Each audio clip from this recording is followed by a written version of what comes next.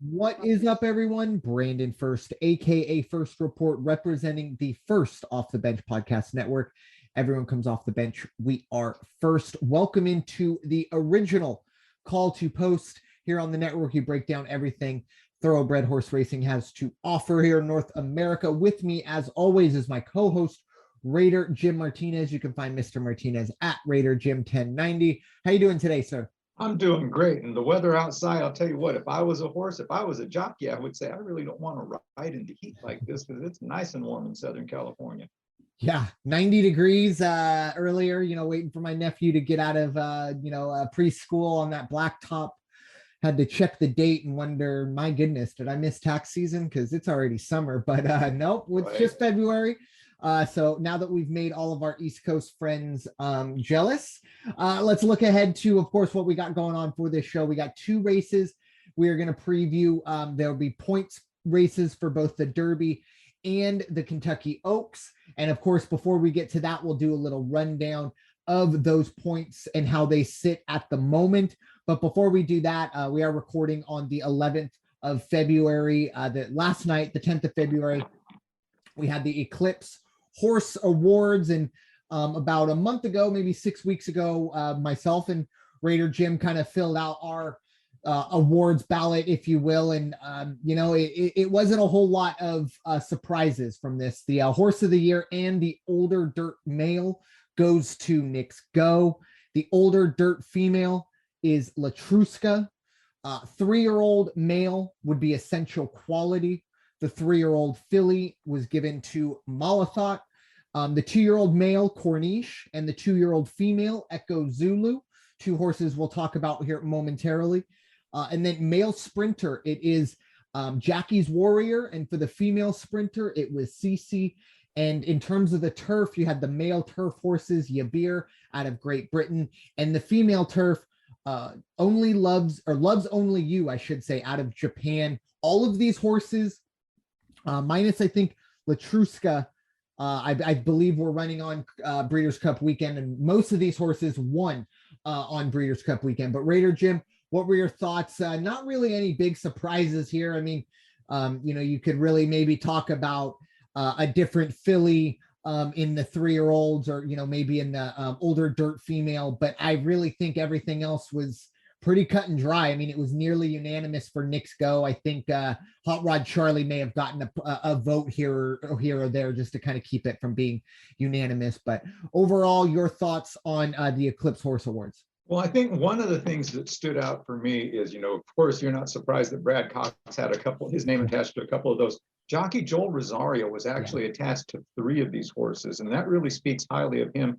Kind of, I wouldn't say underrated. He's just maybe doesn't get the press that some of the other jockeys get, but absolutely a fine jockey. You look at what Knicks Go did during the year, winner's circle 5 out of 7 times, $7.3 million. That includes winning the Pegasus, the Hill and Dale, the Whitney Stakes, and the Longines Breeders' Cup. Finished 4th in the Saudi Cup, but still good showing for traveling that far and with a fairly busy schedule. What do you say about Latruska? And that jockey was Irad Ortiz. The trainer was Fausto Gutierrez. 6 out of 8 in the winner's circle. Disappointing in the Longines Distaff in the Breeders' Cup. I think it was 4th or 6th. It was somewhere down the list that did not finish in the money. On the Essential Quality, one of the Godolphin horses with Brad Cox and Luis Saez, 5 out of 7 in the winner's circle, threw a show in there as well, $3.4 million. Came in 4th in the Derby, the now infamous Derby. Showed in the Longines Breeders' Cup Classic. Malathot, great horse, 3 out of 5. It's interesting too. You read some of these as you go down the list, and it's the younger horses or the lesser raced horses, and you see that they don't have a strong schedule as far as, ran 8 races, was running every 6-8 weeks. Case in point here is Malathot, 3 out of 5. But then you go down to Corniche. Corniche only ran 3 races and was the 2-year-old male of the year. And his big wins were the American Pharoah at Santa Anita and the Breeders' Cup Juvenile. But those 3 races, Baffert and Smith brought in $1.26 million. You see Asmussen's name here on Echo Zulu, and also again on Jackie's Warrior. just a great, great, great list of horses and their accomplishments. And matter of fact, and I know we're going to get into this, but the 2-year-old female, Echo Zulu, is currently leading the Kentucky Oaks points. Yeah, and we both saw Corniche and Echo Zulu live on Future Star Friday at the Breeders' Cup. Not too big of a surprise. We were talking kind of before we hit record. Obviously, Jack Christopher would have been that kind of contender, or the horse that probably would have gone head to head with the goodness gracious, Corniche. But Jack Christopher did scratch out, and obviously Echo Zulu might have had one of the more impressive runs all week, that whole weekend. Great job there. Two things jump out to me. First and foremost, Japan.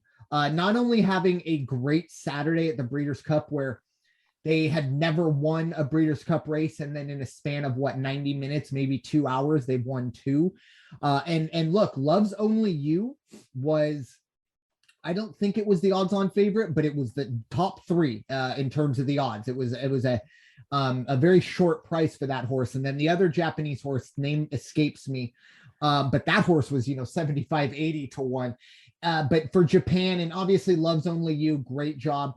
But I think overall for Japan, getting into kind of the championship pedigree, they will probably be a force, I think, coming down the road. And then the other, of course, Jackie's Warrior. This is a horse that, this time last year we were thinking, hey, this is a horse that might be a Derby contender, and it struggled in the juvenile, and it was a heavy favorite in the juvenile at the Breeders' Cup 2 years ago. Struggled and never really got rolling in the prep races for the Derby.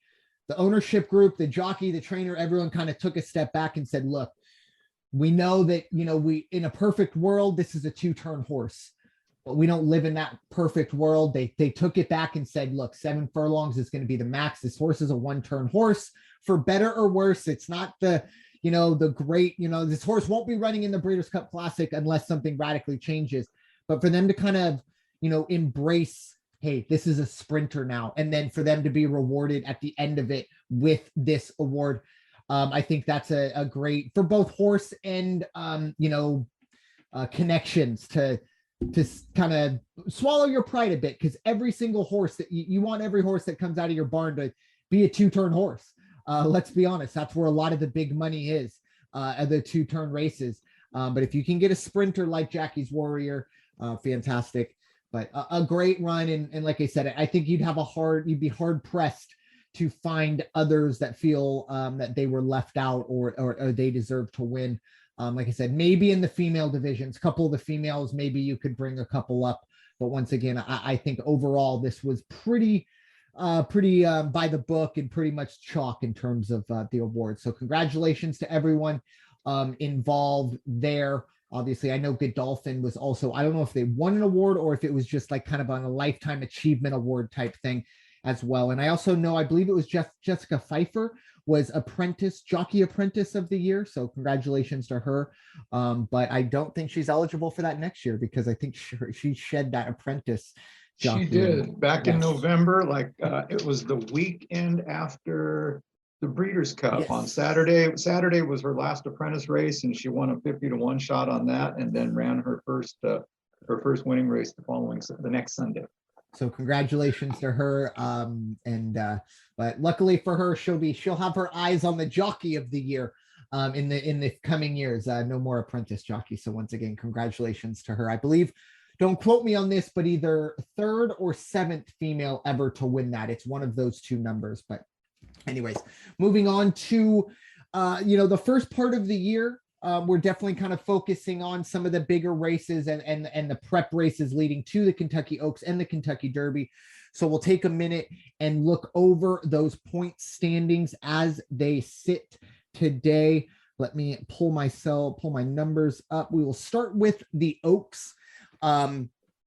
This is a race now. Once again, we'll throw the asterisk out there that any Bob Baffert trained horses are not eligible.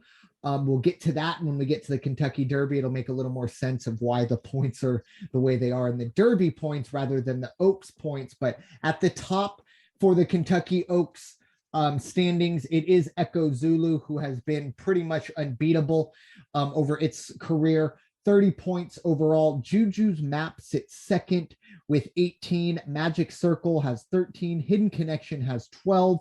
You have a plethora of horses at 10, including North County, Lacrete, Girl with a Dream, Ain't Easy, Secret Oath, Nest, a horse that we will talk about momentarily, and then Dream Lilf, along with plenty of others that have 8, 5, 4, 4, 4. Plenty of points still up in the air, but Echo Zulu, this is going to be the favorite going into it. I don't think there's any doubt about it. It would be outside of any, craziness. I think this is probably going to be a less than even money horse, the way the Oaks is kind of lining up Echo Zulu at the top. But Raider Jim, what are your thoughts overall on what we've seen early on with the Philly side of things, the Kentucky Oaks? Yeah, definitely like, Echo Zulu is hands down the favorite. You've got to watch Hidden Connection, see when Hidden Connection is going to make a move and pick up some points. In the next 1, 2, 3, 4, 5 weekends, there are going to be 5 Kentucky Oaks points races, and that is starting tomorrow, of course, all the way through March 5th. It's kind of like point season now. You're going to start seeing points races every weekend, and then keep your eyes open because some of them will A, be worth more points, and B, you're also going to see some of these horses that will end up in the Kentucky Oaks competing against one another. So you can kind of get a preview as to how they're going to perform when they step out on the track that Friday. Agreed. And to build on to that point, next weekend. So when we record next weekend, or I'm sorry, next week, I should say, we will be previewing the Rachel Alexandria. And that is our first, well, technically it's our second 50-pointer of the year for this. The UAE Oaks out in Medellin, I believe that's in the United Emirates. United Arab Emirates, yes. That will be going off February 17th, probably in the middle of the night. We're not going to be previewing that, but that is also a 50 points race. So whoever wins there is going to jump ahead at least for a couple days, because as it is right now, the Rachel Alexandria, we are expecting Echo Zulu to run. Pretty much all the top contenders are expecting to run in the Rachel Alexandria, mainly for the point that, look, you finished third in the Rachel Alexandria, and that's the same amount of points that you will get for winning a couple of the races we'll talk about this weekend. This weekend, only 10-point races for the winners, 50 points next week. And as you talked about, Raider Jim, when we start going with the Fairground Oaks, the Gulfstream Park Oaks, the Fantasy, that's when we get into the hundreds and 40s and 20s. So next week, that's when we're going to see some of these real big time contenders step up. This weekend, there are definitely points up for grabs, but you're going to need 4, 5, 6 of these 10-point winners just to kind of be within shouting distance with some of these horses. When, one of these races wins will get you 100 points. It just kind of put it in perspective. But the next up, of course, will be the Suncoast. We will preview that race in this episode. And as I said, next week, we'll be focusing on the Rachel Alexandria, the first big Oaks preview, qualifier, I should say, or points race, I should say. So moving on to the Derby side of things. This is where things get a little more complicated and a little more odd. Now, we talked about Echo Zulu, 32 points. Juju's Map, 18 points.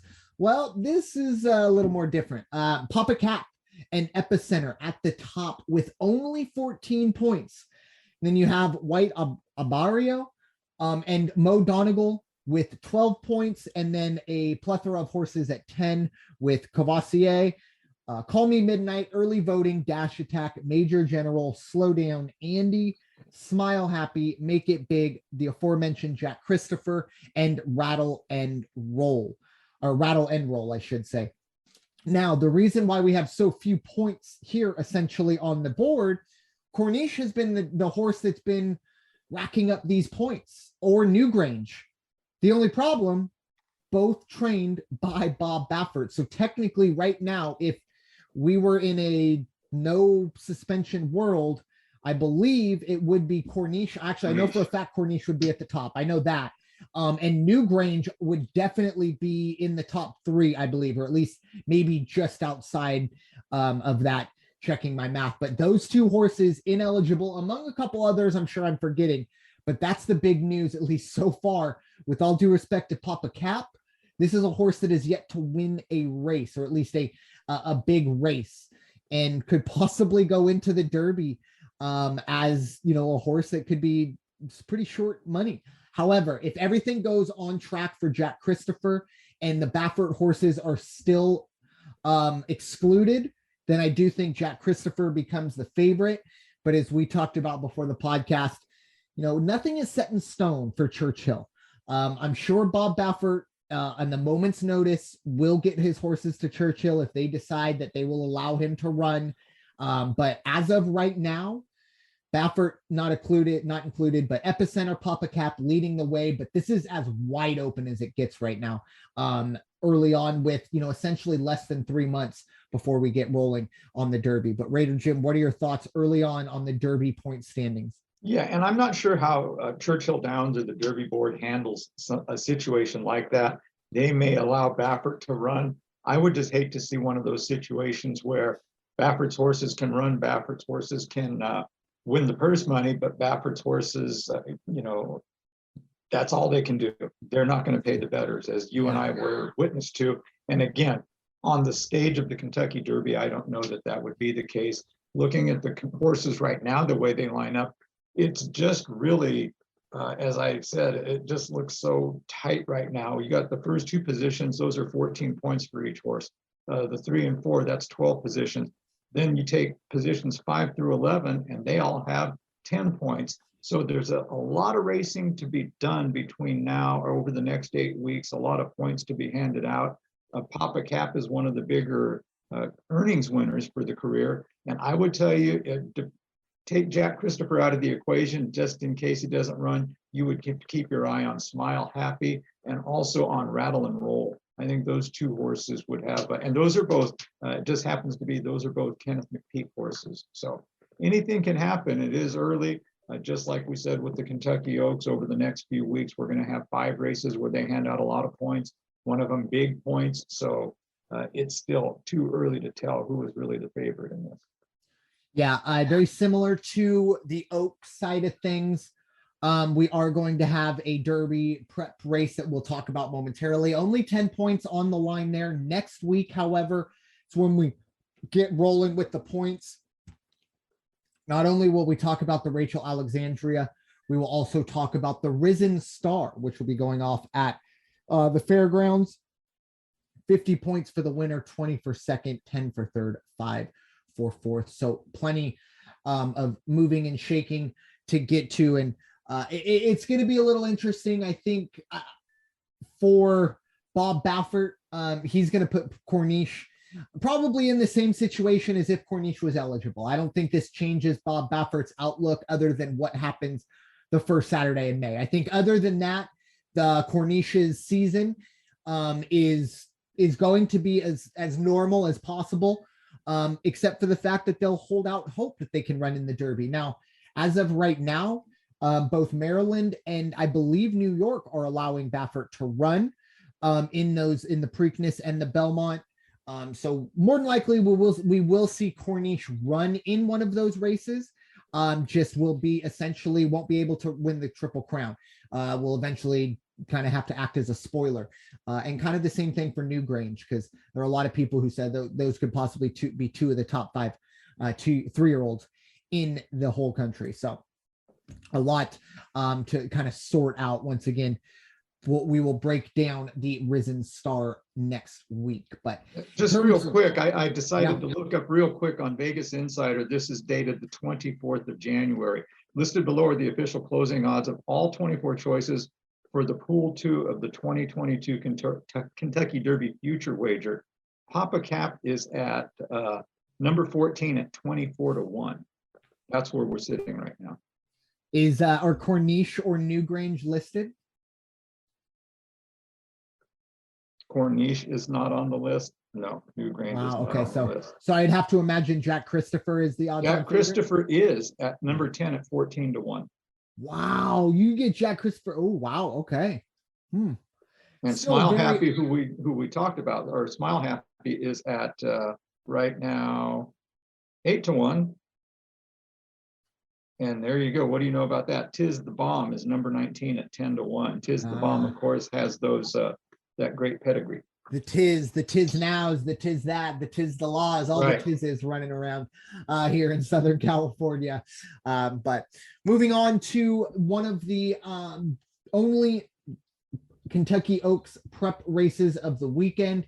It is at Tampa Bay Downs. Both of the prep races will be at Tampa Bay Downs this weekend.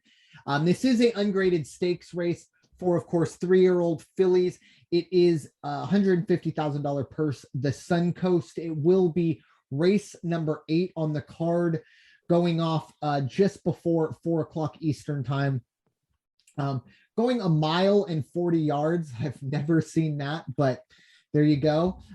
In this race, very different than the next race we're going to talk about, because I think the next race is very wide open. This one is more than likely you finding who's going to finish second. The heavy favorite, and for very good reason here, is the 2-horse Nest. Irad Ortiz is aboard. Todd Pletcher trained. This is a horse that's been in the 80s on its buyer score already. 3-5 morning line. I went looking somewhere else, and the horse that kind of jumped to me was the 7-horse Ha Penny. The 8-horse, or I'm sorry, currently 8-1. It is the 7-horse 8-1. And last time out, this horse ran a 70, a big improvement from its first two, kind of debuts, where it ran a 41 and a 47. Will obviously need to improve on the 70 to get within the winner's circle, but I really don't think there's a horse out here that can beat Nest. So it's, for me, it's finding who's gonna finish second, and for me, Ha Penny is that horse. But Raider Jim, what are your thoughts on the Suncoast? Yeah, definitely. Nest, as you pointed out, the hands down favorite right now at 3-5, and then so who do you like after that? Well, there's a horse out here that caught my eye, and it's the number 6 horse, Peaceful Surprise. Only ran once, but it won, and it ran very well. 10-1 right now, and it's also running on its home course. So if you believe in the home field advantage, there's a horse I would definitely put on my ticket. Also, the number 3 horse, A Little Love and Luck. You might want to go underneath with Princess Ellen, because Princess Ellen has actually won at this distance and did not record a bad speed either. So might be worth a look there. So that would be, again, number 2 is your favorite. After that, you want to look at the 6 horse, the 3 horse, and the 8 horse. Yeah, I agree. That's probably going to be looking there. That Peaceful Surprise, very good run in its debut. You don't see too many horses running 61 and win in their debut. That's nothing to sneeze at there. And like you said, the home field advantage. But unless you're really, I think that the Nest number may drop even more. I mean, it could possibly even get closer to 1-5. I just think it's very difficult to get away from that horse. On the other side of things, however, the other race we're going to be talking about at Tampa Bay is race number 10. This is a grade 3. It is the Sam F. Davis Stakes. This is, of course, 10 points for the winner towards your Kentucky Derby entry. Going a mile and 16 on the dirt. Raider Jim, I will give you the honors on this race. That for me, I have a lot of horses on my card. Yeah, it's a big field. So you got 13 horses. It's kind of hard. How do you narrow it down to 4 or 5 choices, or even pick a favorite? But I'll tell you what, I looked up and down, and the one that stands out to me and I think is going to make a real strong showing is going to be the 7 horse, Make It Big, right now at 9-2. That's actually my favorite over the current morning line favorite, the 3 horse Classic Causeway, who's definitely going to, it's going to bring the heat and will probably finish in the money. But I think Make It Big has what it takes to overtake the race and get across into the winner's circle. After that, I like 5 Howling Time, 8 Ship Sensational, And I might move either one of those around, but definitely another horse that I'm going to try to see if it's going to fit in. I'm watching at 12-1 right now, a little too high for me. But if Golden Glider moves down under 10, it's down to an 8-1, I would definitely go underneath with that horse.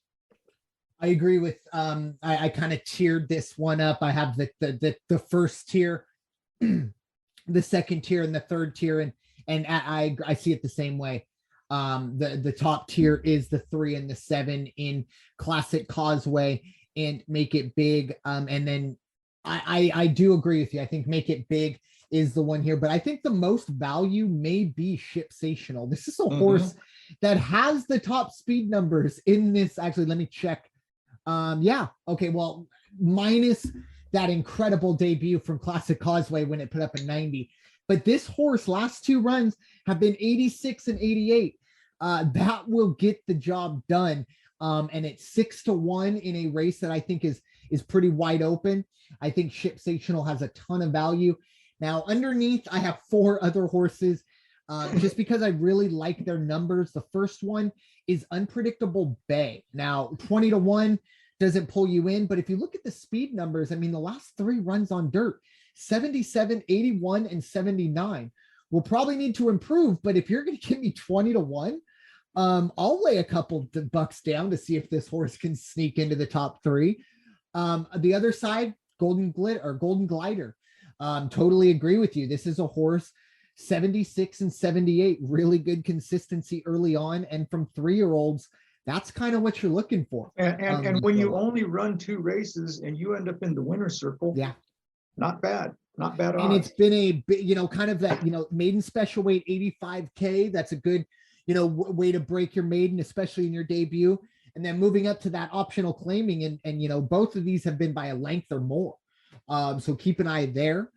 The other one was Trademark. I believe you might have touched on 3 out of 4 in the money, 2 out of 4 in the winner's circle in its career. Once again, 81 and 74 in its last 2 runs.